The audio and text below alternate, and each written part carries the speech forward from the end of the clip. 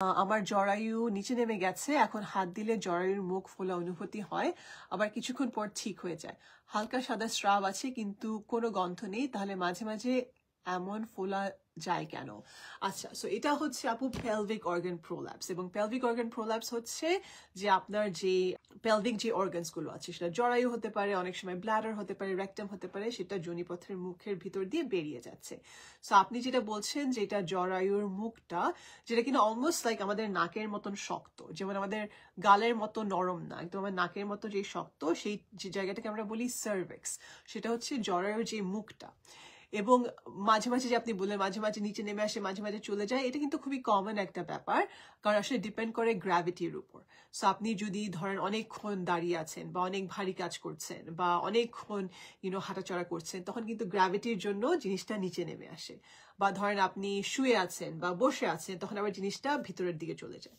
So এটা ভয়ের কিছু নেই। সো এটাই হচ্ছে ব্যাপার। এবং প্রোল্যাপস কি, কি ধরনের প্রোল্যাপস আছে, কত ধরনের প্রোল্যাপস আছে, কোনটা কোন স্টেজের প্রোল্যাপস, এগুলো নিয়ে আমি অনেক অনেক অনেক ভিডিওস বানিয়েছি আমার ইউটিউব চ্যানেলে। প্লিজ আপনি জানবেন, শিখবেন। যদি জরায়ুটা নিচে নামলে আপনার কোনো রকম সমস্যা না হচ্ছে, মানে আপনার কোনো অস্বস্তি বোধ হচ্ছে না, আপনার নর্মাল যেসব এভরিডে ডে টু ডে কাজ, সেগুলো করতে কোনো সমস্যা হচ্ছে না, পায়খানার সমস্যা হচ্ছে না, প্রস্রাবের সমস্যা হচ্ছে না, আপনি যদি চান জাস্ট অবজার্ভ করতে পারেন। যে প্রোল্যাপস থাকলেই যে সার্জারি করতে হবে বা কিছু করতে হবে সেটা কিন্তু না। তবে যদি কোনো সমস্যার হয় যে আপনার হাঁটতে অসুবিধা হচ্ছে, কষ্ট হচ্ছে, তাহলে একজন ভালো গাইনোকোলজিস্ট বা ইউরো গাইনোকোলজিস্টের সাথে পরামর্শ করবেন।